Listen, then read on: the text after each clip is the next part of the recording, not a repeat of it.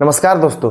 पश्चिम बंगाल के संदेश खाली में ग्रामीण महिलाएं झाड़ू और बांस लेकर टीएमसी नेता के खिलाफ विरोध कर रही हैं, रोड पे उतरी हुई हैं, उसके गिरफ्तारी की मांग कर रही हैं। इसी वजह से पूरे देश में आज संदेश खाली चर्चा का विषय बना हुआ है।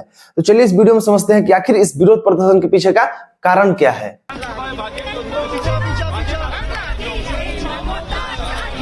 सबसे पहले आपको बता दें कि संदेश खाली 24 नॉर्थ परगना डिस्ट्रिक्ट में स्थित है। इसका बॉर्डर बांग्लादेश से भी सटा हुआ है। इस मामले की शुरुआत हुई थी 5 जनवरी को, जब ईडी की टीम राशन घोटाले मामले में टीएमसी नेता शाहजहां शेख के संदेश खाली स्थित आवास पे छापामारी करने पहुंची थी। लेकिन वहां जाने के बाद ईडी की टीम पे और सीआरपीएफ के जवानों पे लगातार पत्थरबाजी हुई और जमकर हमला हुआ। इस हमला में 3 अधिकारी बुरी तरह से जख्मी हो गए और उनकी गाड़ी भी पूरी तरह से क्षतिग्रस्त हो गई। बाद में ये पता चला कि ये जो हमला है वो टीएमसी नेता शाहजहां शेख के गुंडों ने ही किया था, ताकि कैसे भी इस छापामारी को रोका जा सके। उस हमले के बाद से शाहजहां शेख फरार चल रहा है और ऐसा माना जा रहा है कि वो कहीं बांग्लादेश में छिपा हुआ है।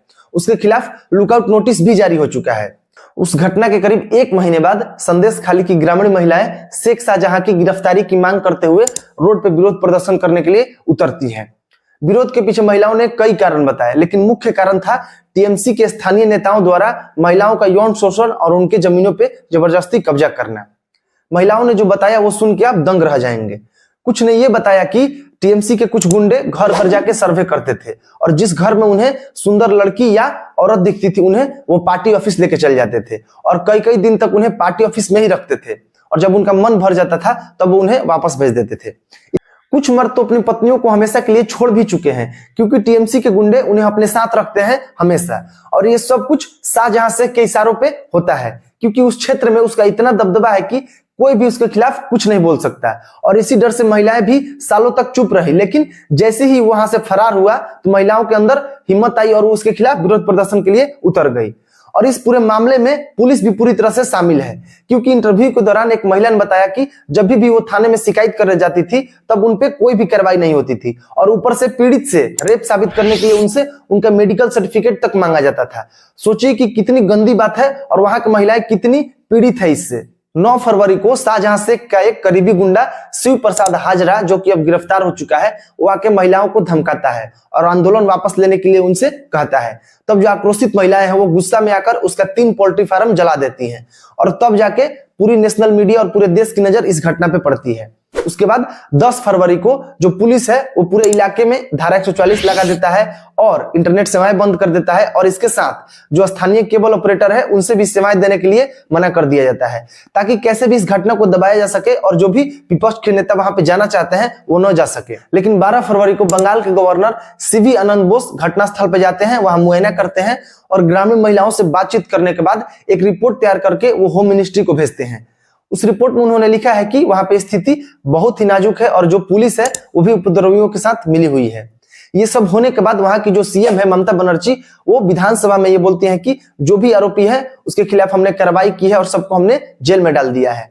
और ये भी दावा कर रही हैं कि आज तक हमने किसी के साथ अन्याय नहीं होने दिया है। लेकिन आप खुद लॉजिकली सोचिए कि वहां की जो महिलाएं हैं वो बेचारी बहुत सालों से पीड़ित है और उसमें टीएमसी नेता, पुलिस प्रशासन सबको इन्वॉल्व है। तो आखिरकार सरकार को आज तक इस घटना का पता क्यों नहीं चला और सरकार ने आज तक इस पे कार्रवाई क्यों नहीं की? तो इसका सीधा आंसर यही है कि सरकार को सब कुछ पता था, लेकिन जो सरकार है वो जानबूझ के इस घटना को आज तक दबाती आ रही है। लेकिन जब अब महिलाएं बाहर निकल गई है प्रदर्शन करने के लिए और जब पूरे देश को पता चल गया है तो झूठ का आरोपियों पे कार्रवाई करने की ढोंग की जा रही है।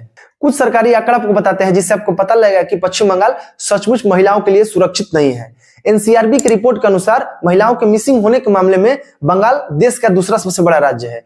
साल 2018 में महाराष्ट्र में सबसे ज्यादा करीब 34,000 महिलाओं के मिसिंग होने के मामले दर्ज हुए। वहीं बंगाल जैसे छोटे आबादी वाले राज्य में 31,229 महिलाओं के मिसिंग होने के मामले दर्ज हुए। इसके बाद महिलाओं के खिलाफ अपराध में भी बंगाल दूसरे नंबर पे है। एनसीआरबी की रिपोर्ट के अनुसार साल 2020 में महिलाओं के खिलाफ अपराध में सबसे ज्यादा यूपी में 49,000 मामले दर्ज हुए। उसके बाद यूपी से आधे आबादी वाले राज्य बंगाल में 36,000 मामले दर्ज हुए। इतना ही नहीं, आपको बता दें कि national commission of schedule caste के जो लोग हैं वो भी संदेश खाली का दौरा करने गए थे और वहां की महिलाओं की स्थिति को देखते हुए वहां पे प्रेसिडेंट रूल लगाने की उन्होंने सिफारिश भी की है।